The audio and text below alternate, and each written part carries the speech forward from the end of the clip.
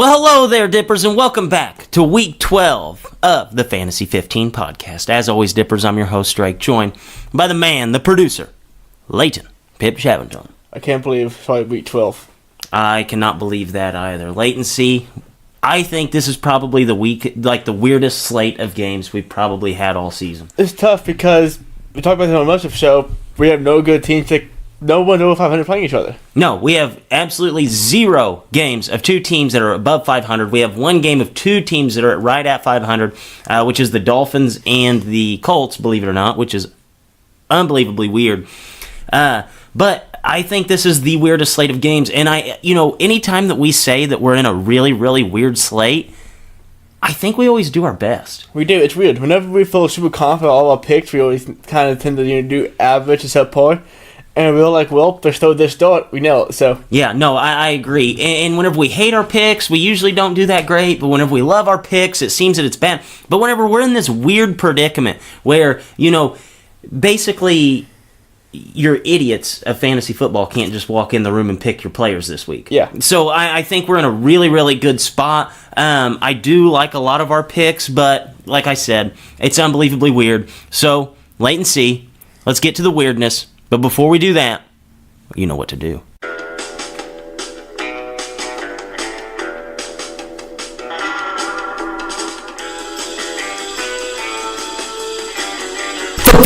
Fantasy 15, a Sauce on the Side production. All right, Leighton C., Week 12.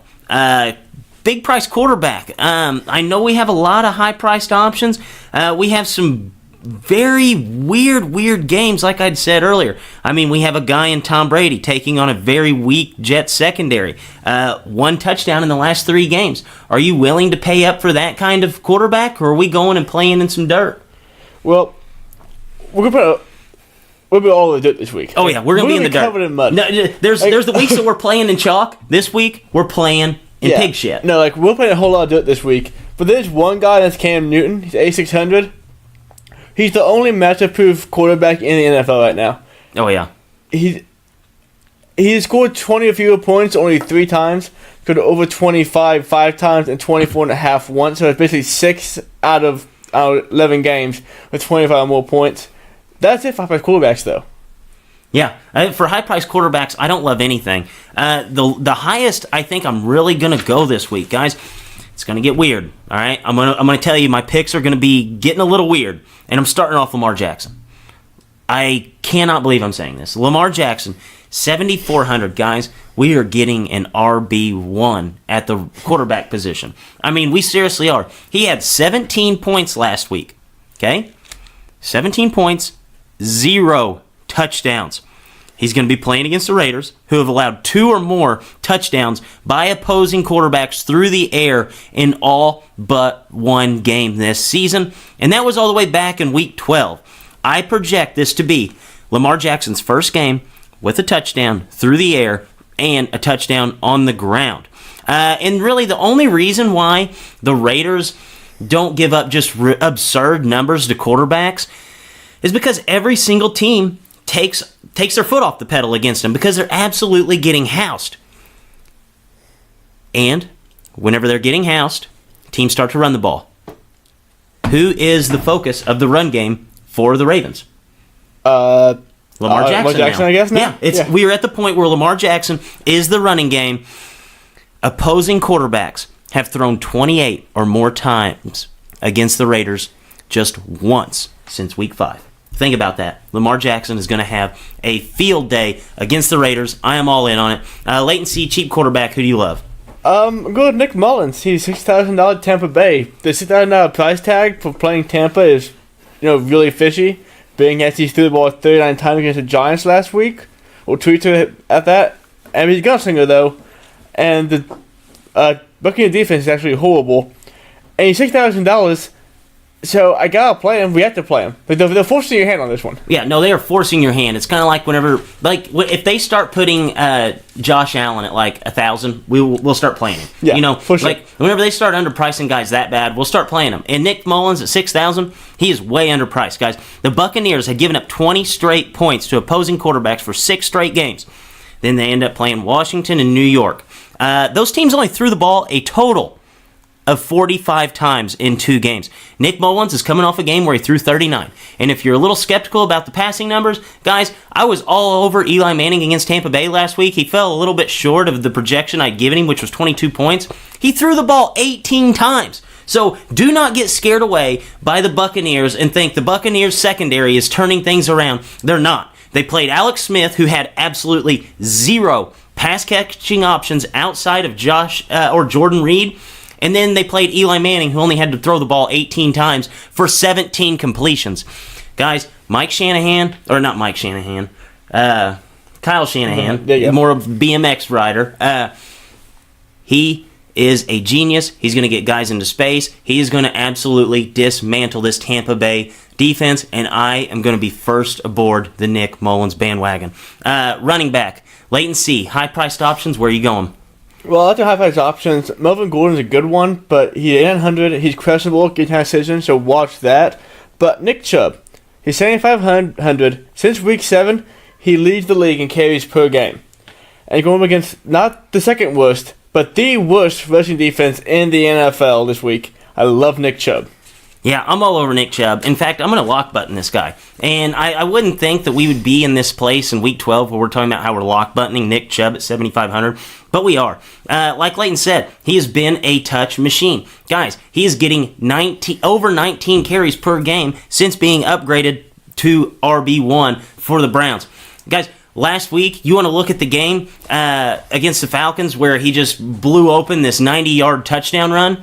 You take that off the books, he still had 19 fantasy points. Guys, the Bengals have given up the most points to opposing running backs on the slate and have allowed 136 ground yards to opposing running backs. I believe it's over the last 8 weeks with 9 touchdowns. This is a no-brainer pick. Nick Chubb, put him all over the place. Cheap-priced options, Leighton C. There's not a ton to love, but I think the guys that we'll like down at the bottom, we're going to love. So where are you at on this? Well, you talked about him earlier a little bit with the Ravens, but Gus Edwards, last week he out-touched Alex Collins 17-8, and Alex Collins really banged up. He questioned for the game. After the game last week, John Harbaugh came out and said that he liked Gus Edwards' running style, so he's probably going to keep running him. He's $5,300, and he's facing the second worst rushing defense in the NFL. So, I like Gus Edwards a lot. Him and Nick Chubb on the same team, only combined for $12,800 is a lot of money left to play with. Oh, yeah. I think that's going to be where I build my lineups around because Gus Edwards is my guy as well, 5,300.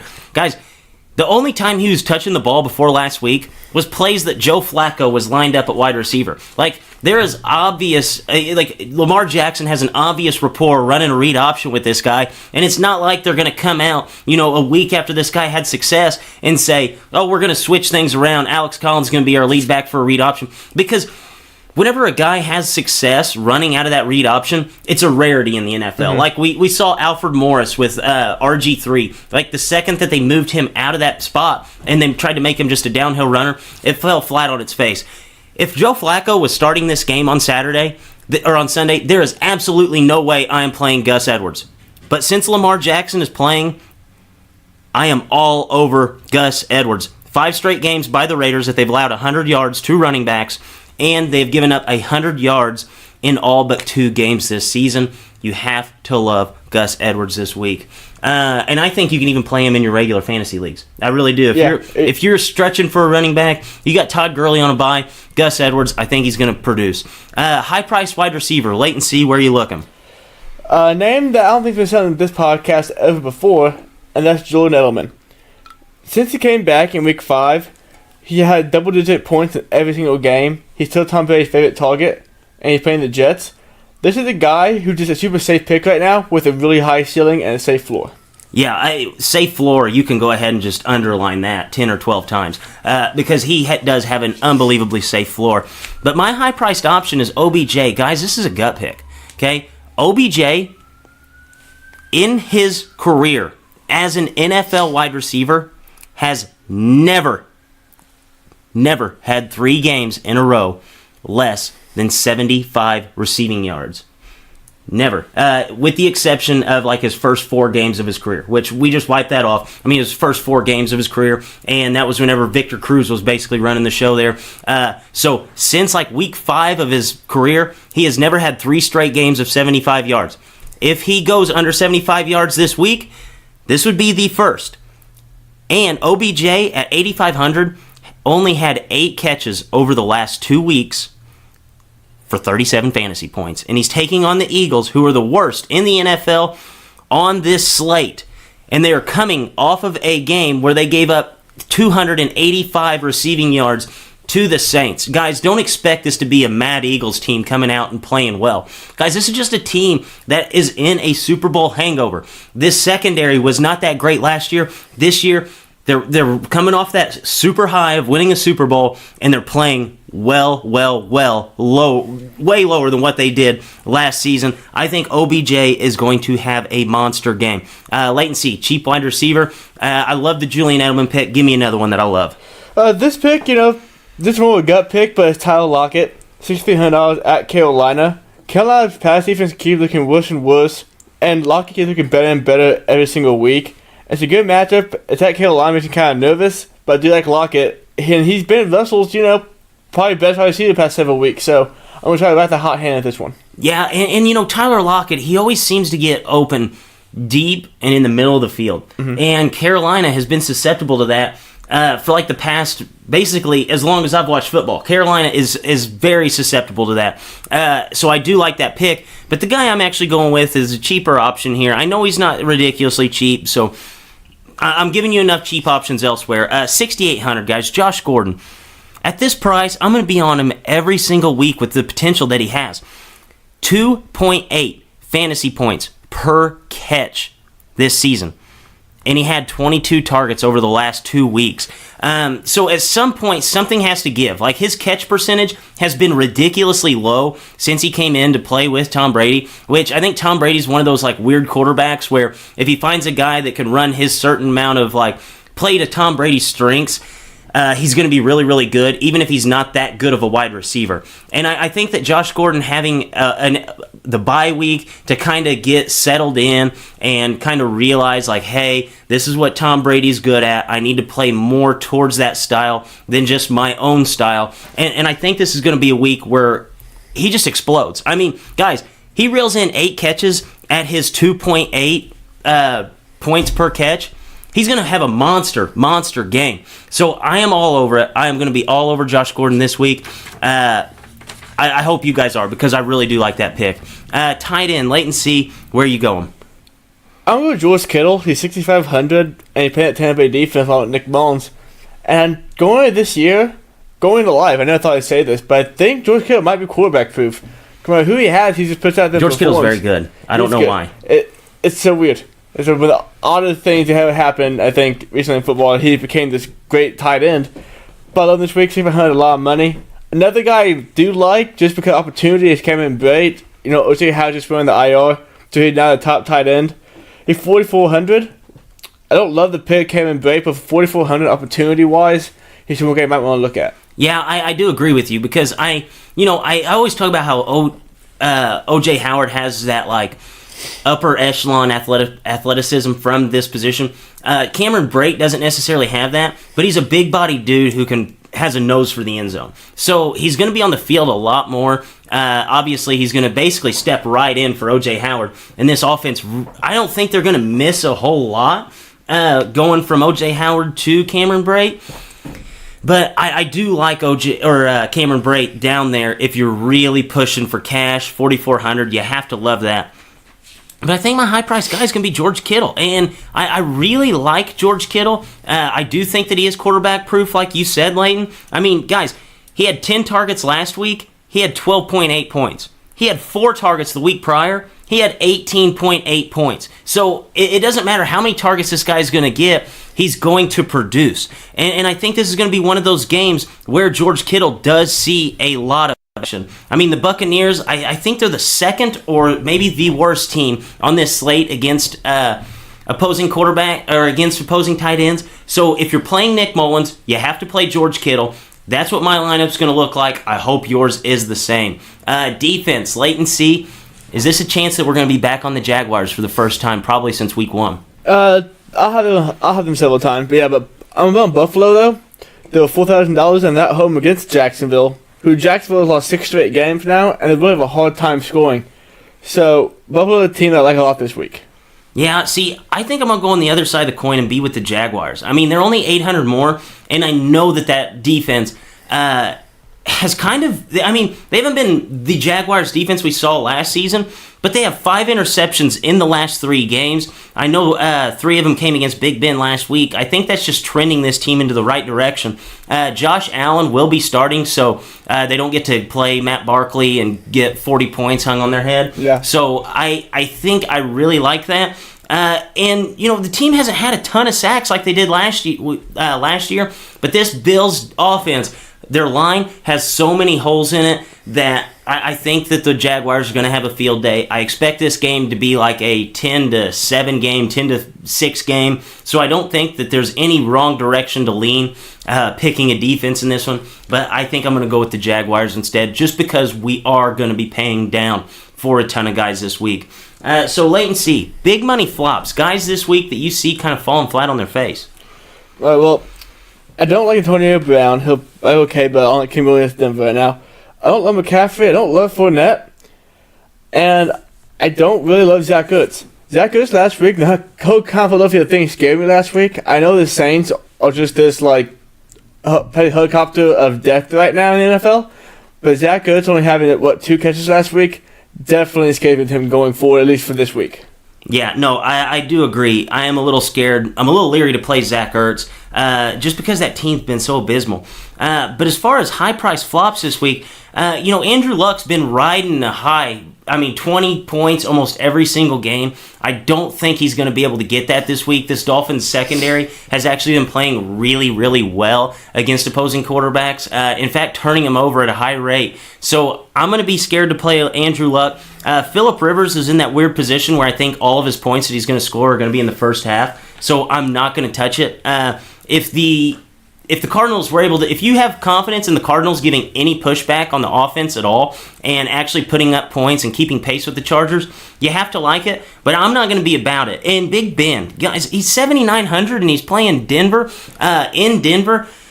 He hasn't been very good on the road historically, and I don't think this is going to be the week that he gets things right. I'm going to be a little scared of Melvin Gordon just for the fact that they're going to get on him early, and he is questionable this week, and I could see them potentially kind of just like those garbage time carries that Melvin Gordon ends up busting a 16, 13-yard run and takes it in for a score. I think that could potentially be Austin Eckler. Leonard Fournette, 52 carries over the last 2 weeks, but he's playing Buffalo, who's been extremely stingy against the run. I think he's going to flop as well. Antonio Brown for the same reasons that I said for Big Ben.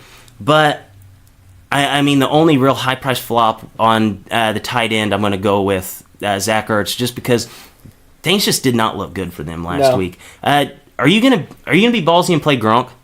I looked at Gronk a little bit but he's still 6,900. Like they're playing like he's played great the past 3 or 4 weeks. He can't play all the past 3 or 4 weeks. So I'm gonna be off Gronk because I want to see it with him. Yeah, I have to see it to believe it because he really hasn't had a good game since week 1 for Gronk standards. So big money flops. Meat stud alert. Meat stud alert, guys. This is quarterbacks that are going to go over 30, and this is skill players that are going to go over 20. Latency, what do you like? I like OBJ, guys, you said. But I like James Conner going against Denver. I like David Johnson going against the Chargers. He's been absolutely on fire since Leftwich took over play calling.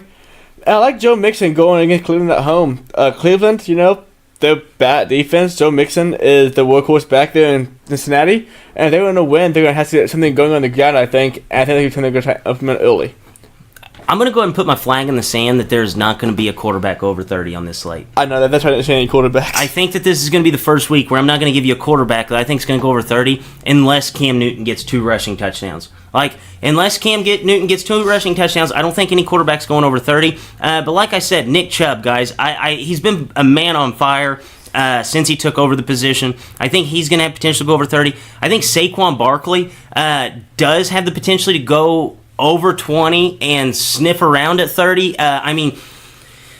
Philadelphia Eagles, that awesome run defense that we saw all of last season is kind of shown some holes over the last 2 weeks. They've been getting gashed on the ground. I think Saquon Barkley is going to have his way there. I think Nick Chubb is easily going to go over 20. I don't know if I can mark Gus Edwards down for that, but guys, at his price, like, all he has to do is score you 15 points and you win the day.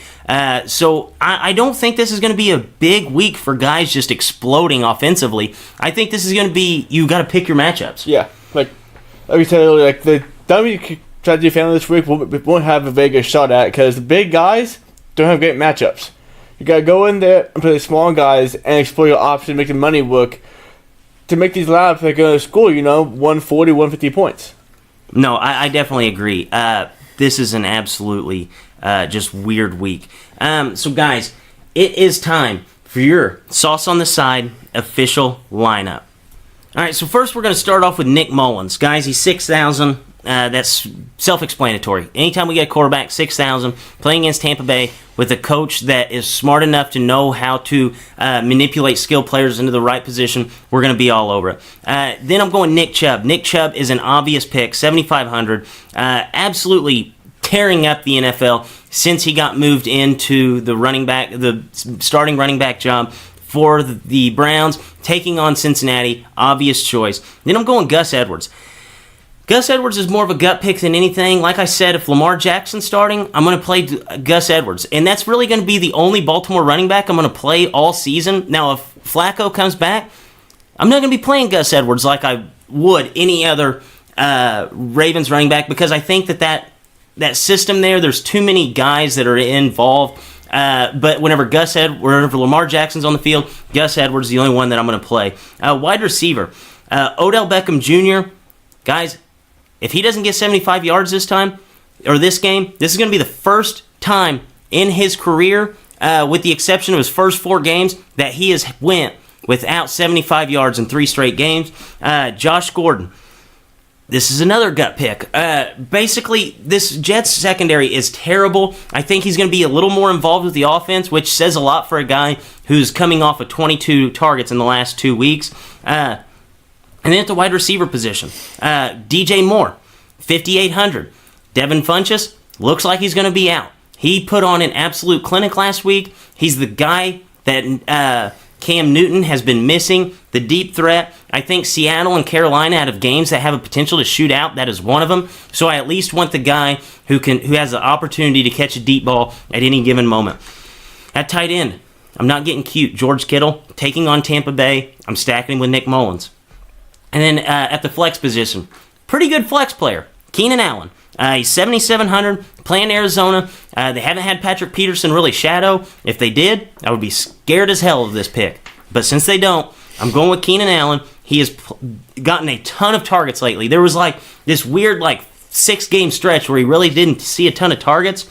Over the last 3 games, 10 targets, 9 targets, 12 targets. I wouldn't be all over that, because I do think Keenan Allen, who's coming in with back-to-back games with a touchdown, has the potential to get a 3rd game in a row. And then my defense, Jacksonville Jaguars, not getting cute. I basically play anybody that's playing the Bills, and the Jaguars at 4,800 are priced well enough for me, because that team is talented, and I think we're going to see the talent on full display this Sunday against the Bills.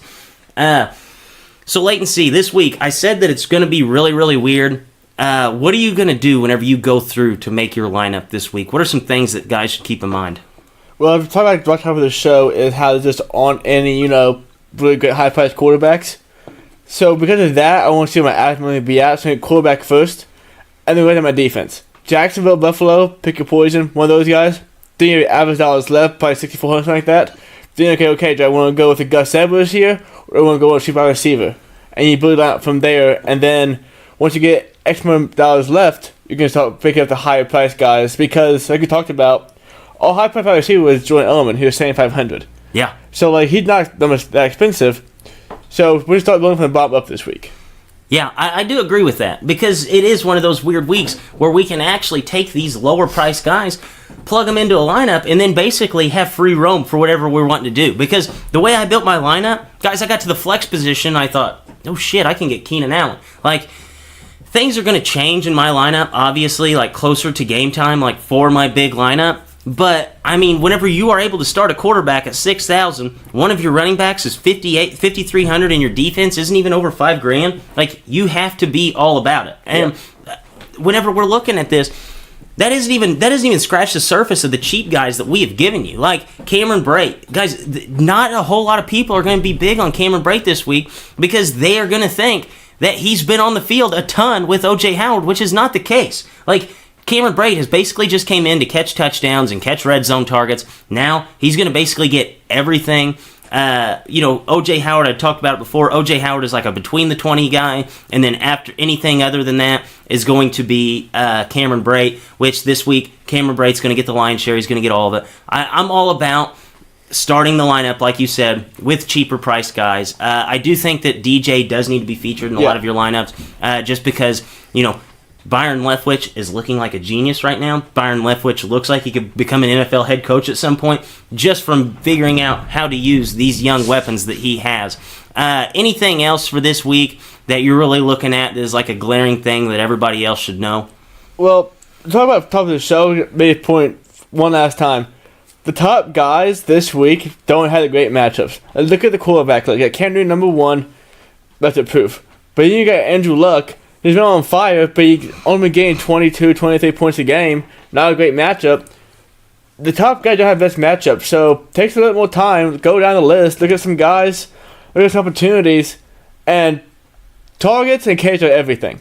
Absolutely. Like you want opportunities. You cannot predict yards, but you can predict opportunities. Yeah, so you want to find the guys who haven't scoring a ton of points, who haven't scoring mediocre points, but with great matchups, as opposed to guys who have been destroying the world, but have really, really poor matchups. Yes, no, I agree. I think this is going to be a good week, guys. Hopefully you listened to the picks. Hopefully you wrote everything down. Hopefully you took notes on this week, guys, because there was a lot of information in a short amount of time.